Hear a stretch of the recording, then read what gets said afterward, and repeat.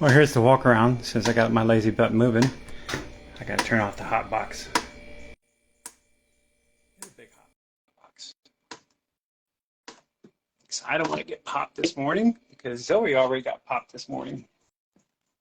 Excuse my freaking yard. It is a train wreck because we've been working on the fence. Our electrical all runs through here, and for anyone that remembers, we had T-post up running over in here. We're still busy cleaning up branches and trash and everything else. Wow, I would have shocked the hell out of myself just now. Oh, look who's out here sunning in the chair.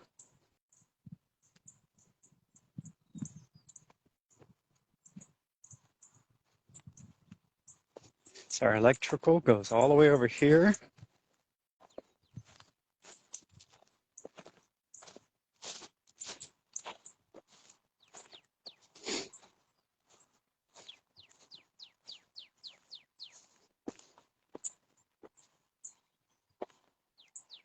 Ties into the top of the T-post here, so the horses can't lean up against the T-post. And also no cribbing on top of the T-post. We don't want them messing up this brand new fence that the owner put in. See, all that good nice fencing. But this way they can't lean up against it or lean over it. What's those?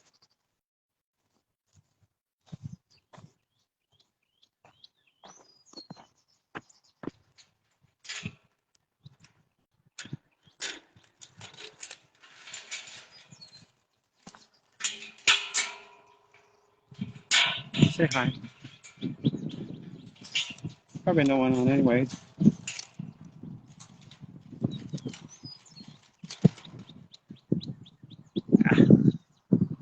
All right, up and under. All the fencing is corner posts like this. All electrical, all 12 gauge wire. T-posts every 75 feet. And we have them divided in 5 different pastures. This is all the new nice fencing that the owner put around the property. Put it around 145 acres. We have probably 20 acres of it or so, maybe a little bit more. But we still got a lot of cleaning up to do on our end, like loose trees, branches. But we're letting this pasture rest because this is originally where they were at before it had T-post and just some 14 gauge wire. Now,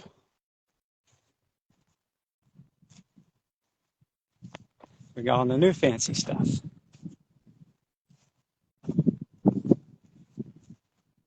So last night we put the horses out here, and me and Jamie were walking back to the back where they're at now because we have them on the back, but it hasn't had any grazing on it.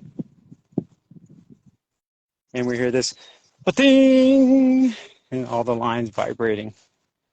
This line is designed for cattle, hogs, horses to run into and spring back and forth. But it wasn't hot then. Of course, Zoe found out that this morning that it got hot. Boy, she's still pissed too.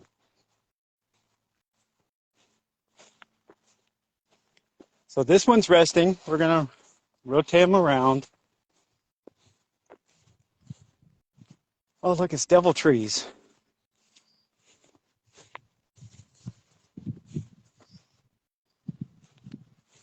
I'll show you how this thing is set up. It's pretty cool. But this is the only thing keeping the horses in. But also it's designed to keep the deer, the hogs, and the cows out when the cows move in. So this is one pasture area. If you see the corner post down there. I've done so much walking yesterday, I'm tired of walking. And another corner post here with the electric running to it.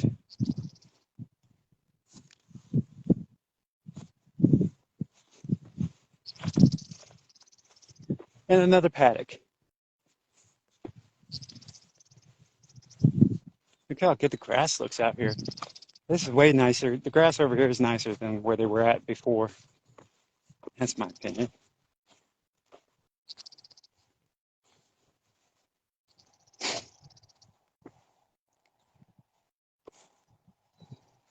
But remember right, this one doesn't hold as much water either. The one on the other side has a pond that they could get access to. This over here, they don't have access to the pond or the creek.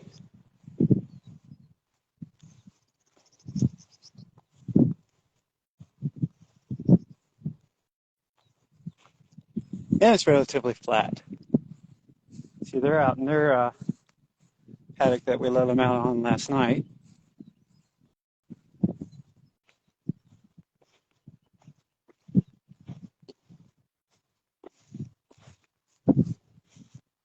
So we're coming up to one of the tension springs and the tighteners.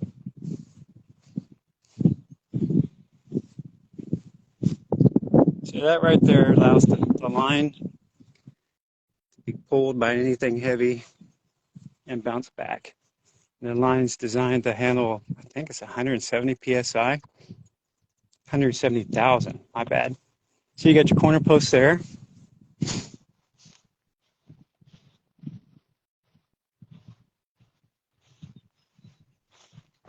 Creek's over there.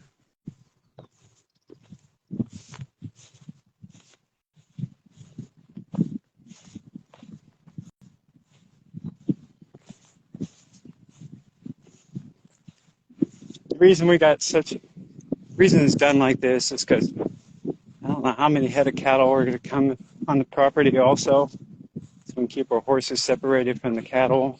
It's two different entities, us and the cattle guy. It's a devil tree. Look at this.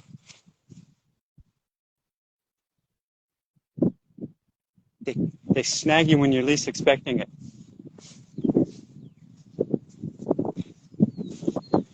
So Brent and I ran all this wire,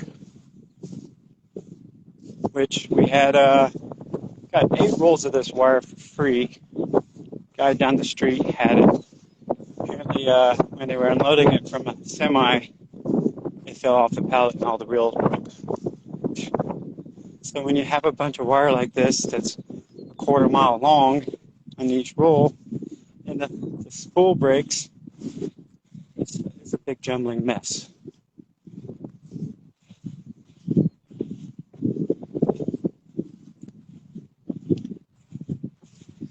See, this is how far we are from the house. And this is paddock number 2. Electrical comes into this also for both lines. Hi, guys.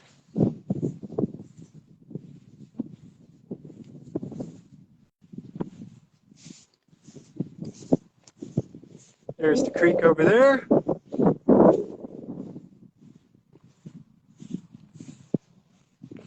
how thick the grass is out here. They're going to be grazing forever. This is the 3rd paddock.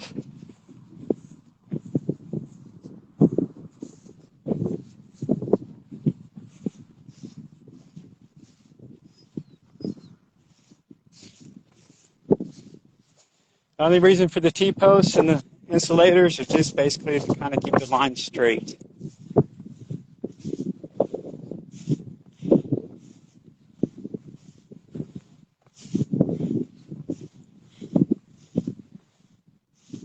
But with the electric box that I have, it keeps it plenty hot. So anything touches it also, well, let's just say it's knocked me on my butt a couple times.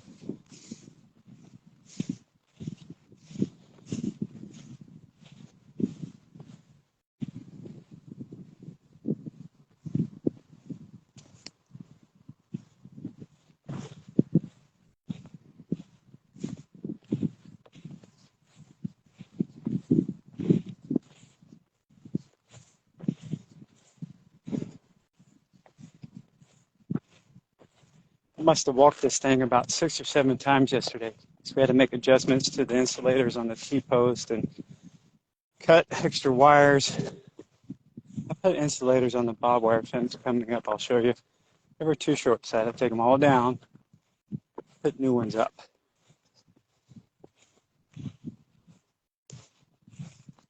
And another corner post, tensioner springs, tighteners. I need to take that out of the ground. I forgot that was just there for marking.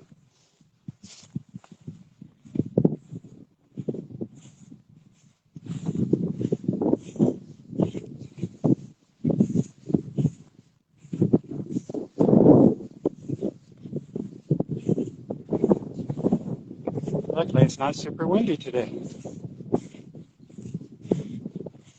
Oh, back over there. Let's see if you can see it. That's an old windmill pump. There's a pond right there and the creek's on the other side.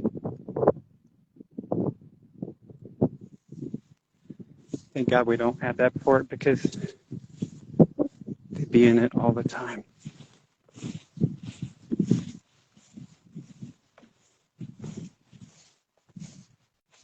Another corner post.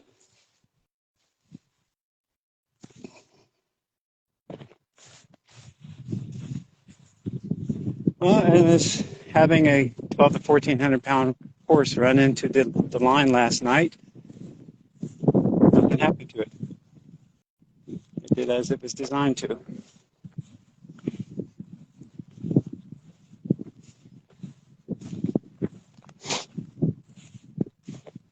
There's only one paddock we're not going to be using for right now because I guess the previous owners of the property, I don't know what they did, but there's a lot of garbage and metals sitting around, and it has to be hauled off still.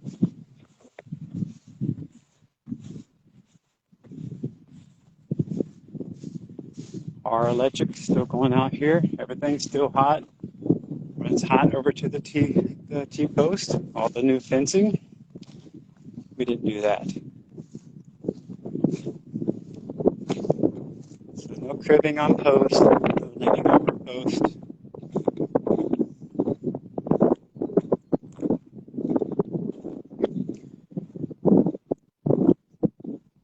This is paddock number 4.